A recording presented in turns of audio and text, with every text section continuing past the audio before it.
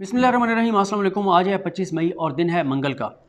Important issue पर बात करते हैं। शहबाज शरीफ की जानिब से एक बारीक वारदात जो है वो डाली गई है, लेकिन उस वारदात में मुकम्मल तौर पर वो नाकाम हो गए हैं। जस्टिस जादुल हसन साहब और जस्टिस जाद अली शाह साहब ने गैर मुतवक्के तौर पर बड़ा हुक्म जो है वो जारी किया है। लाहौर हाई कोर्ट से शहबाज शरीफ के मामले में मुकम्मल रिकॉर्ड मंगवा लिया गया है और फ्रीकैन को नोटिस जारी करके बुध को इस केस की समाअत जो है वो रखी गई है। मामला यह है कि आपको पता ही है कि शहबाज शरीफ साहब को जैसे और शरीफ ख़ानदान को तेज़ तरीन इंसाफ जिस तरह से मिलता है लाहौर हाई कोर्ट से, यहाँ पे भी ये हुआ कि कितनी एक हैरान कुन बात है कि 5 तारीख को शहबाज शरीफ टिकट लेते हैं, 6 को अदालत से रुजू करते हैं और 7 को उनको रिलीफ मिल जाता है। पहले ही इतना एतमाद, इतना यकीन, इतना भरोसा था लाहौर हाई कोर्ट पर कि टिकट पहले ही लेके रख लिए हैं कि फ़ैसला अपने हक़ में आएगा और जाना ही जाना है, लंदन पाकिस्तान से बाहर जाना है। अब हुआ ये कि जब फ़ैसला दिया लाहौर हाई कोर्ट के जैसे अली बाकर नजफ़ी साहब ने और उस पर हुकूमत डट गई, हुकूमत ने लाहौर हाई कोर्ट का एक तरह से फ़ैसला मानने से इनकार कर दिया। अब जो भी हुकूमत ज़ाहिर है ये थोड़ी कहेगी कि हमने लाहौर हाई कोर्ट का फ़ैसला मानने से इनकार कर दिया और लाहौर हाई कोर्ट के फ़ैसले के बावजूद शहबाज शरीफ को रोका गया एयरपोर्ट पर और लाहौर हाई कोर्ट के हुक्म के बावजूद ECL पर उनका नाम डाला गया। छुट्टियों में सर्कुलेशन समरी के ज़रिए और बाद में छुट्टियों के बाद 17 मई को पहला वर्किंग डे था और 17 मई को शहबाज शरीफ का नाम ECL में शामिल कर दिया गया। अब उसके ऊपर शहबाज शरीफ तो बहुत कॉन्फिडेंट थे कि लाहौर हाई कोर्ट के साथ उन्होंने बड़ा जुल्म किया, बड़ी ज़्यादती की है। उन्होंने कंटेम्प्ट की दरख्वास्त डाल दी, वो समाअत के लिए मुकर्रर ना हुई। उन्होंने इम्प्लीमेंटेशन के लिए डाल दी, इम्प्लीमेंटेशन वाली दरख्वास्त समाअत के लिए मुकर्रर हो गई। उसके ऊपर क्या होता है कि जो है वो जो समाअत हुई उस पर असदुल्ला खान साहब ने क्योंकि तफसील से बताया हुआ है अपनी पूरी वीडियो, क्योंकि लाहौर हाई कोर्ट को वो कवर करते हैं, गो कि आज वो इस्लामाबाद में थे, इस केस को भी उन्होंने कवर किया है, सुप्रीम कोर्ट वाले को भी और हाई कोर्ट वाले को भी, लेकिन वैसे तो ज़ाहिर है वो Lahore high court regular cover करते हैं। उसमें बताया असदुल्ला खान साहब ने जो वहाँ पे कार्रवाई हुई। अब शहबाज शरीफ ने क्या किया, जब सुप्रीम कोर्ट में हुकूमत ने चैलेंज किया वज़ारत दाखिला ने और बड़ी सख्त ज़बान इस्तेमाल की उस दरख्वास्त में, अली बाकर नजफ़ी साहब के कंडक्ट पे सवालात उठाए, लाहौर हाई कोर्ट के तरीका वारदात नहीं तरीक़ाकार पे सवालात उठाए और जो एक सारा केस के मामला थे उसके ऊपर सवालात उठाए, तो शहबाज शरीफ ने वहाँ से दरख्वास्तें विड्रॉ कर ली। शहबाज शरीफ ने इसलिए विड्रॉ की ताकि मैं विड्रॉ कर लूँ और यहाँ मामला गैर मौसर हो जाएगा कि अब तो ये मामला पेंडिंग ही नहीं है, जो केस था वही शहबाज शरीफ ने वापस ले लिया, तो फैसले ही वो ख़त्म हो गया, तो अब क्या उसके ऊपर अपील और क्या उसको चैलेंज करना। लेकिन जिस तरह से उस पिटीशन को उस अपील को तैयार किया गया, जो अभी सुप्रीम कोर्ट में इसको चैलेंज किया गया लाहौर हाई कोर्ट के फैसले को, अली बाकर नजफ़ी साहब को के फैसले को, और फिर ज़ाहिर है मैं आपको कई बार अपनी वीडियोज़ में ये बात बता चुका हूँ कि जिस केस में भी अटॉर्नी जनरल पाकिस्तान खालिद जावेद खान पेश होते हैं, उस केस में 99% वो जजेस को कन्विंस कर लेते हैं। उसकी वजह यह है कि वो बात ही इतनी तगड़ी करते हैं, वो केस ही वो लेते हैं, वो पेश उस केस में होते हैं जो वाकई आइन और कानून की बात होती है। उसमें हुकूमत का फ़ायदा है नहीं है, हुकूमत वो चाहती है नहीं चाहती, लेकिन वो बात वो करते हैं जो आइन कानून और हक़ की बात होती है, इसलिए जजेस उनकी रिस्पेक्ट करते हैं। एक तरफ पेश हुए खालिद जावेद खान साहब, दूसरी तरफ बेंच जो है वो इजाज़ुल हसन साहब और जाद अली शाह साहब पर मुश्तमिल था। अब इजाज़ुल हसन साहब जो हैं वो पनामा बेंच का हिस्सा भी थे, उन्होंने पनामा के सारा सुना हुआ है, शरीफ ख़ानदान के बारे में अच्छी तरह वो जानते हैं, इनके तरीक़ा वारदात और इनके मामलात। फिर इजाज़ुल हसन साहब जो हैं वो ज़ाहिर है जब JIT बनी, वो रिपोर्ट भी JIT की पढ़ चुके हैं क्योंकि उनके हुक्म पे ही पनामा की JIT बनी थी और उस JIT ने बताया था कि शरीफ ख़ानदान किस तरह से खुशकिस्मत है, कौन कौन से शरीफ ख़ानदान के केसेस पेंडिंग हैं, कैसे कैसे उनको अदालतों से रिलीफ मिले। और फिर इजाज़ुल हसन साहब जो हैं वो पनामा केस में हुदैबिया को भी देख चुके हैं कि हुदैबिया केस में किस तरह के मामलात हुए, क्या चीज़ें हुई, किस तरह से शरीफ ख़ानदान को जो है वो रिलीफ दिया गया, ये सारी चीज़ें वो बखूबी जानते हैं और ख़ुद भी वो ज़ाहिर लाहौर हाई कोर्ट से आए हैं, उनको वहाँ के मामलात ज़्यादा बेहतर पता हैं। अब साथ से जाद अली शाह साहब थे। अब और फिर ये भी याद रखें कि इजाज़ुल हसन साहब जो हैं वो आसिफ अली जरदारी के फेक अकाउंट्स केस के भी ऑथर जज हैं, उस केस का फ़ैसला लिखने वाले इजाज़ुल हसन साहब हैं जो साकिब निसार साहब के साथ वो थे। अब इजाज़ुल हसन साहब ने और उन्होंने पूछा अटॉर्नी जनरल से कि ये तो मामला अब ख़त्म हो गया, उन्होंने वापस ले लिया, तो हम क्यों सुने। उस पर अटॉर्नी जनरल ने कहा कि अगर आप इस पर कोई फ़ैसला नहीं देते तो ये रवायत को अच्छी कायम नहीं होने जा रही जिस तरह से लाहौर हाई कोर्ट ने फ़ैसला दिया है।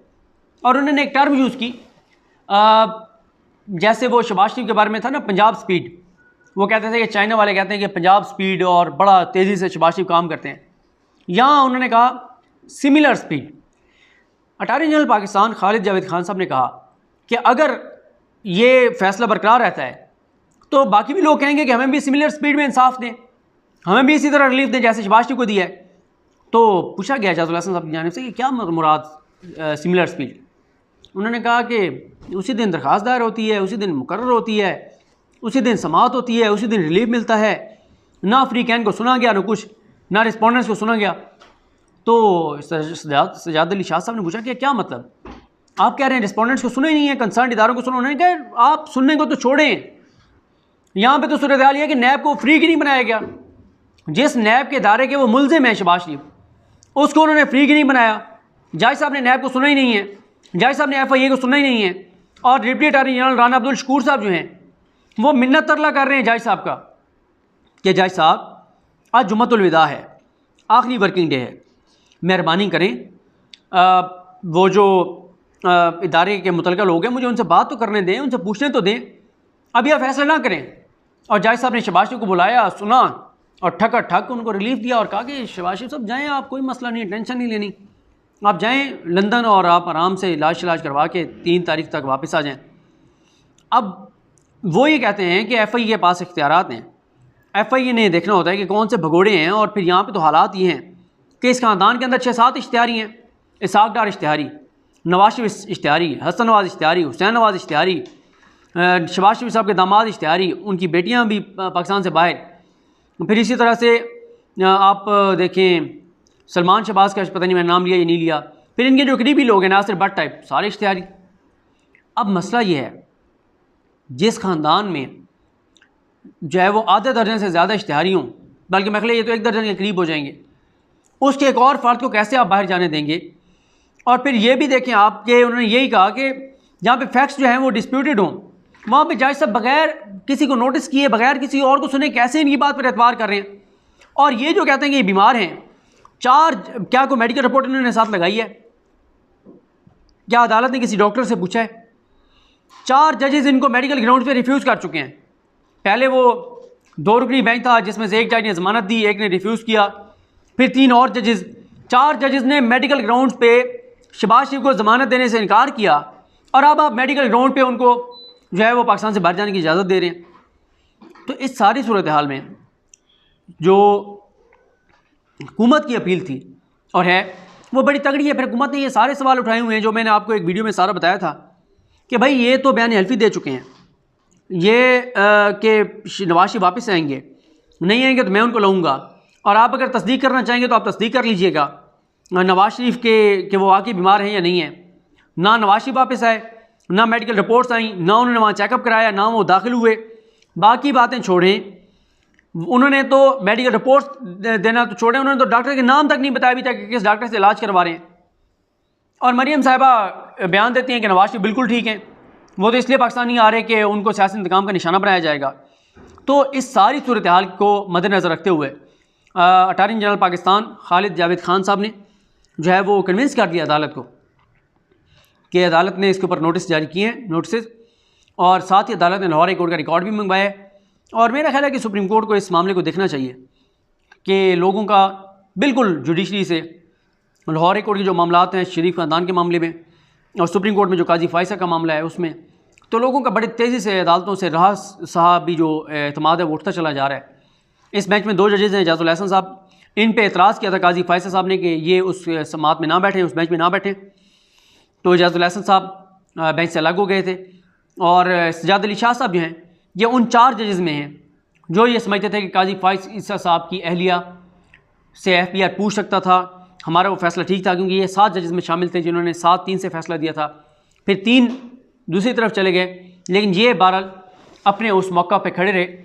जस्टिस सजाद अली शाह साहब, उमर रज़ा बदियाल साहब, मुनीब अख्तर साहब और काजी मोहम्मद अमीन साहब, तो ये वो जजेस थे जो अपने मौका पर कायम रहे। तो अब देखते हैं कि बुध वाले दिन इस हवाले से क्या समाअत होती है, किस तरह से मामलात आगे बढ़ते हैं।